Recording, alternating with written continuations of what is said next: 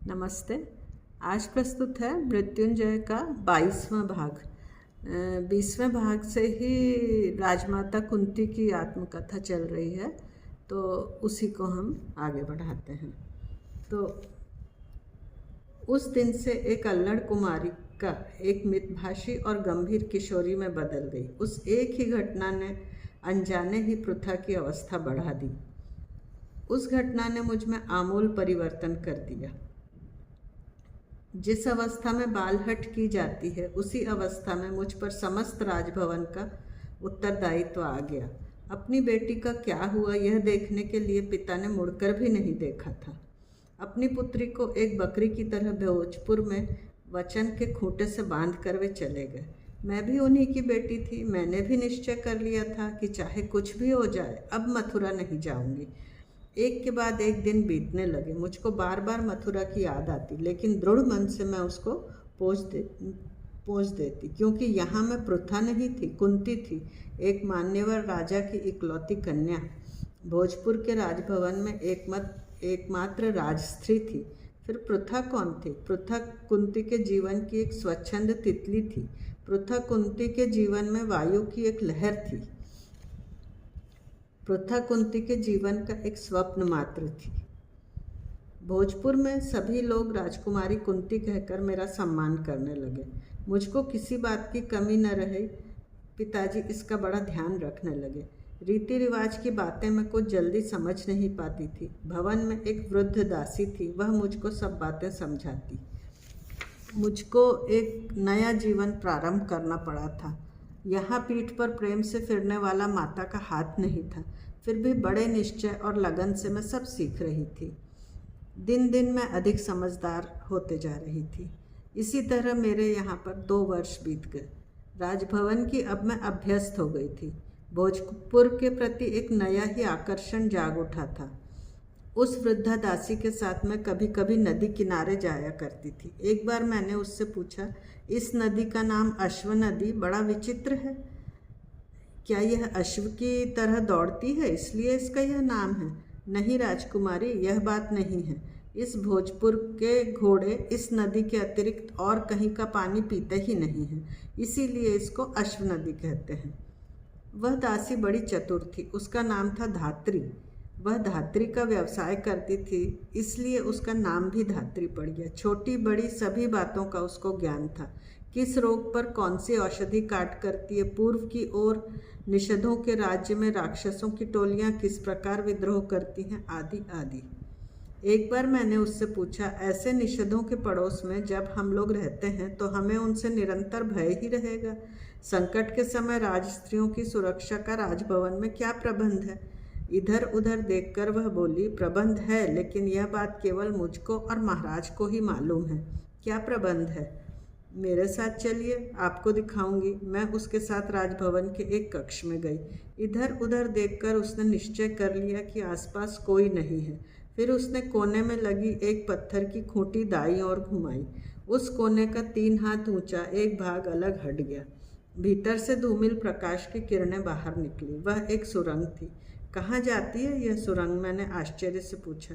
अश्व नदी पर, उसने उत्तर दिया। मैंने उस सुरंग में झांक कर देखा। इतने में ही एक चमगादड़ तीखी आवाज़ करती हुई भीतर फड़फड़ाई। बाहर जाने के लिए वह पंख फड़फड़ा रही थी, बार बार दीवार से टकरा रही थी, फिर ऊपर प्रकाश के लिए बनाए गए छिद्र से निकल गई। उसकी फड़फड़ाहट देखकर मेरे मन में एक विचार आया कि जीवन भी विश्व की भयानक सुरंग से बाहर निकलने के लिए फड़फड़ाने वाला पक्षी है। सुरंग अदृश्य हो गई। मेरा मन शांत हो गया। एक बार भवन में मैं, धात्री और पिताजी बैठे हुए बातें कर रहे थे। इतने में ही एक सैनिक दूत दौड़ता हुआ महल में आया।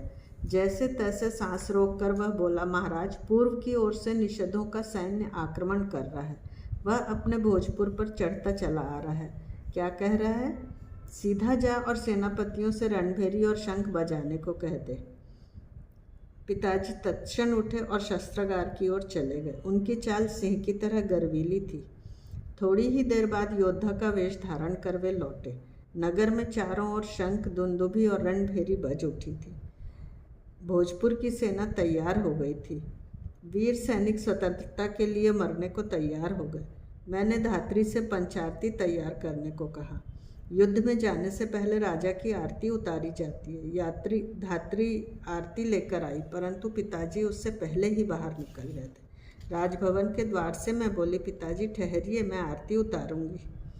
पीछे न मुड़ते हुए वे बोले, एक बार मुंह फेर लेने पर क्षत्रिय फिर कभी पीछे मुड़कर नहीं देखते हैं लड़की। जब तेरे पिता विजयी होकर आए तब उनकी आरती उतारना। उस समय तक के लिए आरती को मंदिर में कुल देवता के सम्मुख प्रज्वलित रखो। उन्होंने राजध्वज हाथ में लिया। आगे का पैर आगे ही रखते हुए वे महाद्वार में गए और रथ में बैठकर क्षण भर में ही अदृश्य हो गए। महाराज कुंती भोज की विजय हो आदि घोषणाएं गूंजने लगी।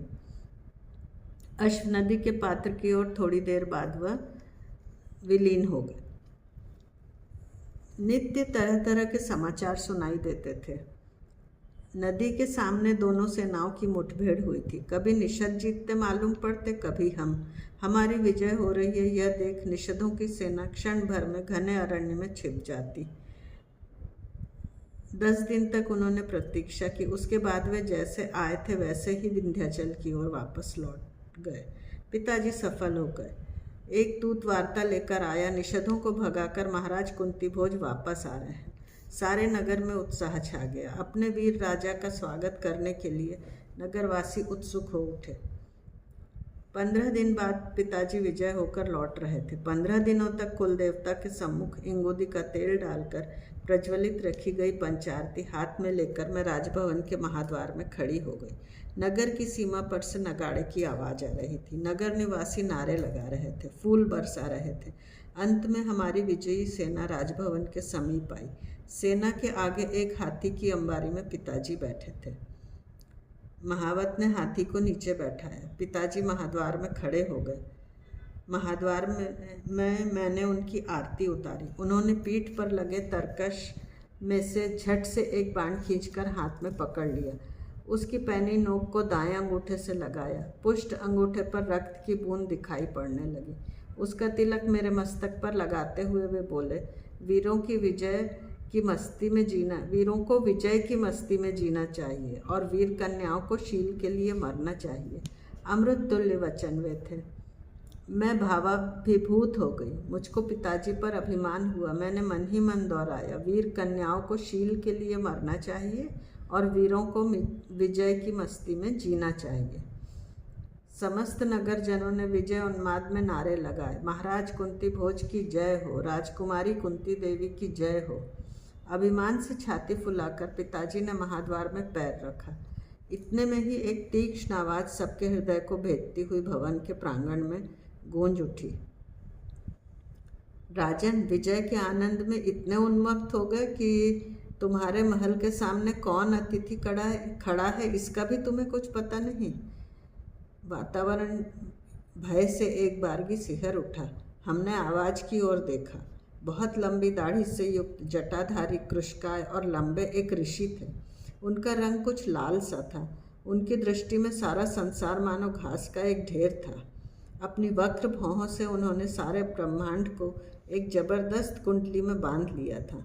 हाथ में लगे चमकते हुए कमंडल को हवा में नचाते हुए वे आंखों से अग्निवर्षा कर रहे थे। नगरजन कानाफूसी करने लगे। पिताजी शीघ्रता से आगे बढ़े और एकदम उन ऋषि के चरणों पर लेट गए। वे ऋषि पुनः गरजे, कुंती भोज, ये रणभेरी कैसी है? गुरुदेव क्षमा करें, युद्ध से अभी लौटकर आ रहा हूँ। आपके आगमन की कोई सूचना नहीं थी। नहीं तो। पिताजी उनके चरणों पर मस्तक रखकर गिड़गिड़ाकर कहने लगे। कुछ देर पहले तक अशोक वृक्ष की तरह तने हुए पिताजी क्षण भर में ही घास के पत्ते की तरह कुम्हला गए। क्षण भर भुजंग की तरह लहराने वाले पिताजी गिलहरी की तरह दीन बन गए थे।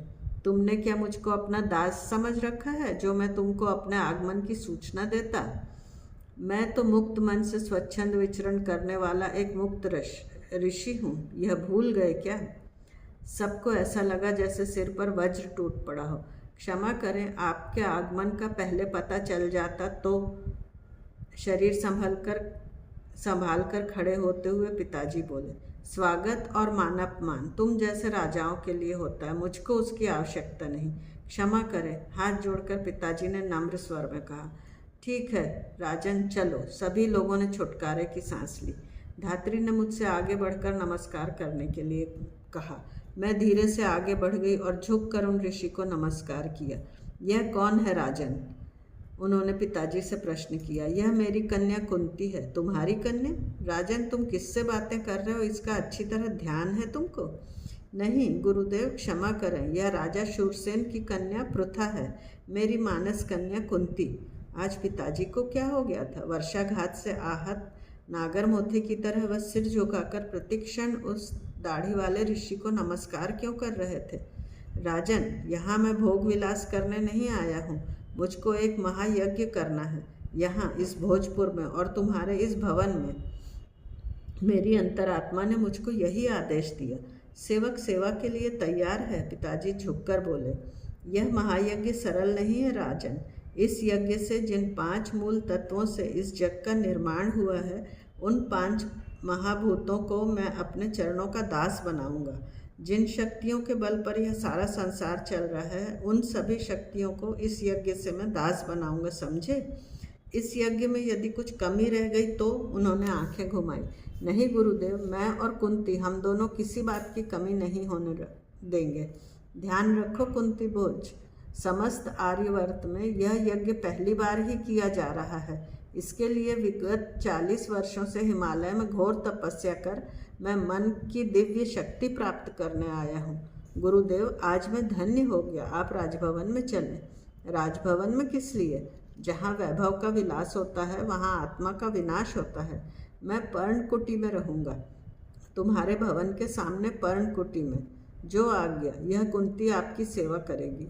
उन ऋषि ने राजभवन के महाद्वार के भीतर पैर रखा। सभी लोगों ने उद्घोष किया, महर्षि दुर्वासा की जय हो। तत्क्षण मुड़कर दुर्वासा ऋषि जोर से चिल्लाए, किसकी जय जयकार करते हो?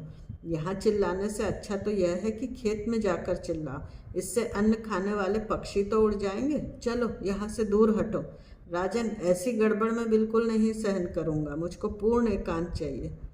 ये थे दुर्वासा ऋषि, महर्षि अत्रि के पुत्र, महासती अनसुईया के पुत्र, योगीराज दत्तात्रेय के भाई, आर्यावर्त के समस्त क्रोधी ऋषियों का कोप जिनके कमंडल में आसानी से समा सकता था, ऐसे दुर्वासा। यह अध्याय हम यहीं समाप्त करते हैं, शेष अगले में। अगर आपको ये सुनना अच्छा लग रहा है तो कृपया सब्सक्राइब करें, शेयर करें, लाइक करें। धन्यवाद।